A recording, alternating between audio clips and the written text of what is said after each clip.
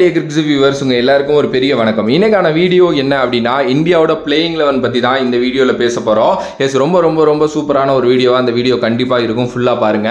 India அயர்லாந்துக்கு அகைன்ஸ்டா June 5ஆம் தேதி வந்து பாத்தீங்க அப்படின்னா விளையாட போறாங்க மேட்ச். ரொம்ப எக்ஸைட்டடான ஒரு மேட்ச் அப்படின்னே சொல்லலாம். பிகாஸ் அந்த இந்தியா அந்த T20 வேர்ல்டு கப்புங்கிற ஃபேக்டர் ரொம்ப நல்லா இருக்கும் பாக்குறதுக்கு.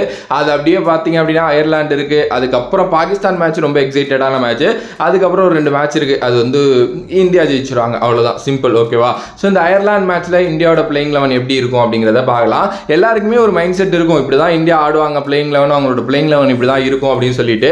எஸ், அது உண்மைதான், அப்படிதான் இருக்க போகுது. பட் ஆனா ஒரு சில இவங்களா திஸ் ஆர் தட் அப்படிங்கிற அந்த ஒரு விஷயம் வந்து இருக்கு. இப்போ எக்ஸாம்பிள் சொல்லணும் அப்படின்னா விராட் கோலியா SSV ஜெய்ஸ்வாலா யார் ஓபன் பண்ணுவா அப்படிங்கிற அந்த கேள்வி.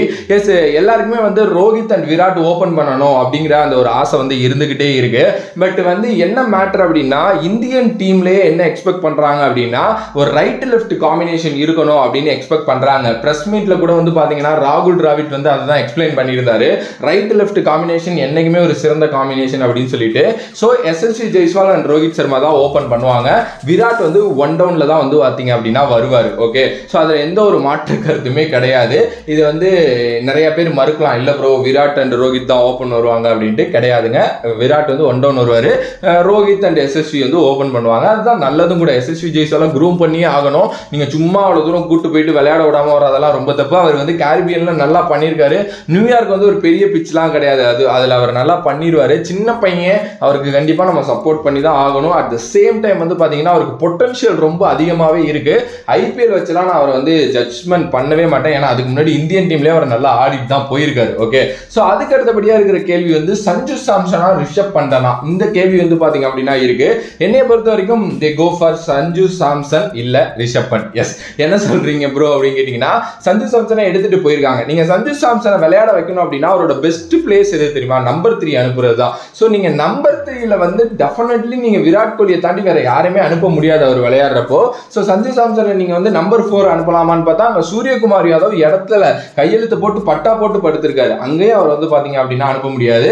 நம்பர் 5 நம்பர் 6 அனுப்புறதுக்கு வந்து சஞ்சு சாம்சனை நீங்க ஆட வைக்கவே தேவையில்லை, ஸ்ட்ரெயிட்டாவே ரிஷப் பண்ட்டுக்கு போயிடலாம். ஏன்னா இடையில ஒரு லெஃப்ட் ஹேண்டர் டெஃபினெட்லி வேணும். அண்ட் ரிஷப் பண்ட் அந்த பொசிஷனை பல காலமா ஆடிட்டு இருக்காரு. அப்படிங்கிறப்போ சஞ்சு சாம்சன் ரிஷப் பண்ட் இவங்க 2 பேர்ல யாரை சூஸ் பண்ணுவாங்க பிளேயிங் 11னா ரிஷப் பண்டை தான் சூஸ் பண்ணுவாங்க.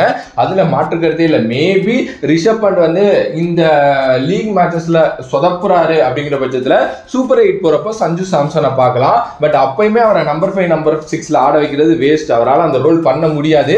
ஏன்னா 10 வருஷமா ஃபெயிலியர் ஆனதுக்கு ரொம்ப முக்கியமான காரணமே அதுதான். அவரை மேல இறக்கணும். அவரோட ஐடியல் பொசிஷன் நம்பர் 3 தான். ஒன்ஸ் விராட் கோலி போனதுக்கு அப்புறமா அவர் அங்க இறக்குங்கடாங்கிற கேள்விதான் நானும் சொல்லுவேன். ஓகே, அதுக்கு அடுத்தபடியா அக்ஷர் பட்டேலா சிவம் டூபேவான சிவம் டூபேக்கு தான் போவாங்க எனக்கு தெரிஞ்சு.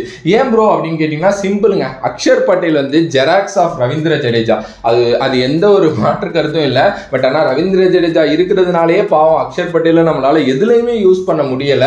ரொம்ப ரொம்ப கஷ்டமா இருக்கு சீரியஸ்லி.